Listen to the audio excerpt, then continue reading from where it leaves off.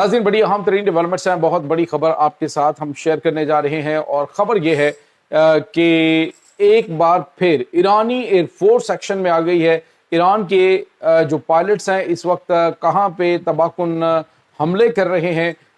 Iraq की सरजमीन जो है वो इस वक्त निशाना बनी है। बताया जा रहा है बहुत बड़ी तादाद में हलाकतें हो रही हैं और बड़ी तबाही मची है। इसकी तमाम तरह डिटेल्स, जबकि दूसरी तरफ पाकिस्तानी फ़ौज के हवाले से जो इत्तलात आ रही हैं जी कि पाकिस्तानी फ़ौज जो है उसको सऊदी अरब ने यमन में तैनात कर दिया है। यमन की जंग में पाकिस्तान को झोंकने की कोशिश की जा रही है। तो हक़ाइक़ क्या है, ये तमाम तरह डिटेल्स भी आपके साथ हम आज के व्लॉग में शेयर करेंगे। वीडियो की तफसील में जाने से पहले अगर आपने हमारे इस चैनल को सब्सक्राइब नहीं किया हुआ तो आपसे गुजारिश है काइंडली इसको सब्सक्राइब कर लें और बेल आइकन को ज़रूर दबा दें ताकि हमारी आने वाली वीडियो सबसे पहले आप तक पहुंच सकें। नाज़रीन, हम आपके शुक्रगुज़ार हैं जो आप हमारे व्लॉग्स को देखने के लिए वक्त निकालते हैं और कमेंट सेक्शन में अपनी मोहब्बतों का इजहार भी करते हैं। नाज़रीन, इस वक्त सूरत हाल ये है कि ईरान और अमेरिका के दरमियान तो फ़िलहाल जंग बंदी चल रही है, जबकि दूसरी तरफ इजराइल ने लेबनान के ऊपर हमले भी रोक दिए हैं।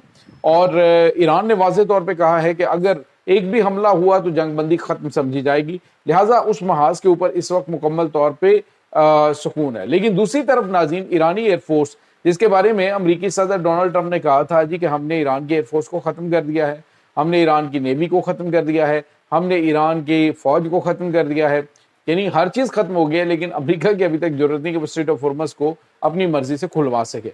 दूसरी तरफ नाज़रीन, जो सबसे अहम तरीन डेवलपमेंट हुई है वो ये है कि ईरान ने जो इराक में जो कुर्दिस्तान है उसके दारुल हुकूमत इरबिल में आज जो है वो बमबारी की है। और ना सिर्फ बमबारी की है बल्कि बाहिफाजत ये हमला करने के बाद वापस ईरान भी पहुंच गए। नाज़रीन, यहाँ पे आपको ये बताते चलें कि इरबिल के अंदर अमेरिका का फौजी अड्डा भी मौजूद है। लेकिन ये जो कुर्दिस्तान के ये जो कुर्द हैं, ख़ास तौर पे जो इरबिल शहर के अंदर, ये उनका दारुल हुकूमत कंसीडर होता है इराक के अंदर।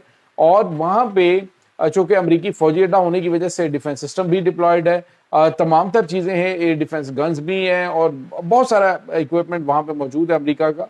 लेकिन इसके बावजूद अमेरिका ने ईरान के जंगी तैयारों के ऊपर कोई अटैक नहीं किया और ना ही उसको जवाब दिया, बल्कि ईरान के ये जंगी तैयारे, नहीं पता कि कौन कौन से जंगी तैयारे इसमें शामिल थे, लेकिन ये जंगी तैयारे जो हैं वो गए हैं और उस कुर्दिस्तान के दारुल हुकूमत को निशाना बना के वहाँ पे बड़ी तादाद में जो कुर्द अलहदगी पसंद हैं उनको मारा गया है, जो कि इस जंग में इसराइल और अमेरिका का साथ दे रहे थे। एक बात तो नाज़रीन ज़हन में रखिएगा कि अमेरिका हमेशा जिस तरह से जो पाकिस्तान के साथ भी हमेशा होता है कि जब इस्तेमाल करना होता है तो इस्तेमाल के बाद टिश्यू पेपर की तरह फेंक देता है, बिल्कुल यही कुछ हाल कुर्दिस्तान वालों के साथ हुआ है।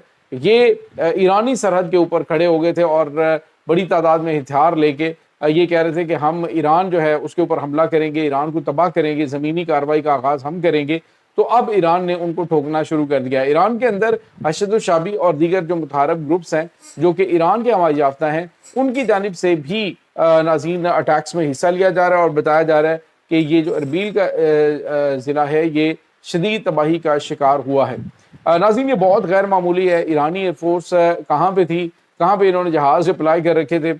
अंडरग्राउंड हमने आपको बताया था कि उनके तमाम तरह एसेट्स वहाँ पे थे, जो ख़राब या फिर बेकार टेक्नोलॉजी थी उस मुख्तलिफ एयर बेसिस के ऊपर उन्होंने वहाँ पे उसको रखा ताकि अमेरिका जो है वो कहे जी कि हमने तो तबाह कर दिया ईरान के जंगी जहाज़ और ईरानी एयरफोर्स को तबाह कर दिया है। बाकी फिर आपको बताया कि वो बैलून किस्म के जहाज़ थे जिनको चाइना ने तैयार किया और फिर ड्राइंग्स थी, 3D ड्राइंग्स थी, उनके ऊपर अमेरिका बम्बारमेंट करता रहा और हेलीकॉप्टर्स के ऊपर बम्बारमेंट करता रहा। लेकिन असल में वो कुछ ग्राउंड के ऊपर बनी हुई ड्राइंग्स और उसके बाद कुछ जो है वो वहाँ पे मौजूद वो बैलून्स थे जो कि आर्टिफिशियल किस्म की चीज़ें थी, लेकिन सेटेलाइट से चूँकि रेडार से वो चीज़ें इसी तरह नज़र आ रही होती कि जैसे रियल हैं, तो इस वजह से वहाँ पे उन्होंने काफ़ी यानी मिलियंस ऑफ डॉलर का असलहा, गोला बारूद उन्होंने वहाँ पे फेंका। दूसरी तरफ नाज़रीन, जो हमारे पास इत्तलात आ रही हैं वो पाकिस्तान की फ़ौज के हवाले से। नाज़रीन, अभी रिसेंटली पाकिस्तान की फ़ौज जो है वो आपको पता है कि सऊदी अरब के अंदर डिप्लॉयड है। सऊदी अरब के साथ चूँकि पाकिस्तान का दिफाई मुआहदा भी है और मुख्तलिफ एरियाज़ के अंदर पाकिस्तान ने फ़ौज को डिप्लॉय कर रखा है। और अब जो है वो खबर ये आई सोशल मीडिया के ज़रिए कि जी पाकिस्तानी फ़ौज को यमन में जंग में झोंकने की जो है वो कोशिश की जा रही है और पाकिस्तानी फ़ौज जो है उसको तैनात कर दिया गया है यमन में जंग के लिए। اور اس طرح کی خبریں جو ہے وہ سوشل میڈیا پہ چل رہی تھی. تو ناظرین پاکستان کی وزارت دفاع نے بھی اور وزارت خارجہ نے بھی اس بات کی تردید کی ہے یہ من گھڑت اور جھوٹی خبریں ہیں جو اس وقت پھیلائی جا رہی ہیں. پاکستان کا ایک اصولی موقف ہے. آپ کو یاد ہوگا ناظرین حالانکہ پاکستانی فوج کے سابق جو چیف تھے جنرل راحیل شریف وہ اسلامک جو ناٹو اتحاد ہے یعنی جو عرب کے جو ممالک ہیں ان کا وہ انچارج بھی تھے اسلامک افواج کے.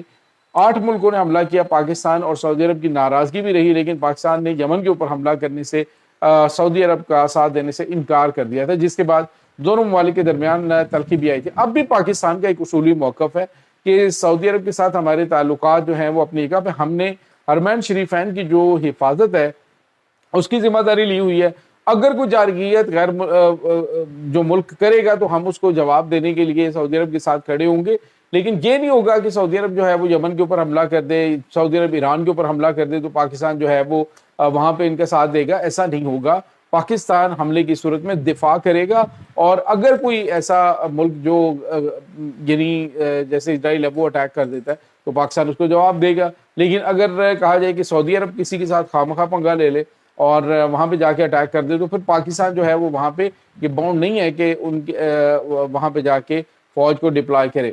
تو ناظرین یہ اس طرح کی من گھڑت قسم کی خبریں ہیں. پاکستان کا اصولی ایک موقف ہے. اب آپ دیکھیں جس طرح سے ابراہیم مکارڈ کو تسلیم نہ کرنے کے حوالے سے پاکستان نے ٹھوک کے جواب دیا. یہاں پر بھی پاکستان کے یمن کے ساتھ بھی اچھے تعلقات ہیں اور یمنی اس بات کی بڑی قدر کرتے ہیں چونکہ ایران کے بڑے قریبی ہیں.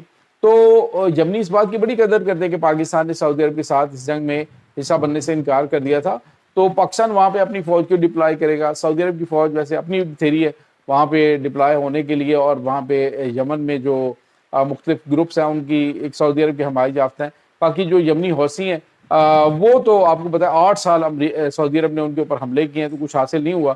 اب آ جا کے معاہدہ بات چیت ہوئی ہے. یک طرفہ طور پہ سعودی عرب نے جنگ بندی کی اور پھر ایران جو ہے وہ درمیان میں آیا تو اس نے بچایا. ادروائز یمن نے واضح طور پہ کہا تھا کہ ہم جو تیل تنصیبات ہیں ان کی اڑا دیں کہ اگر ایران کی طرف سے ہمیں آرڈر ملتے ہیں اس پہ حملہ کرنے کے لیے.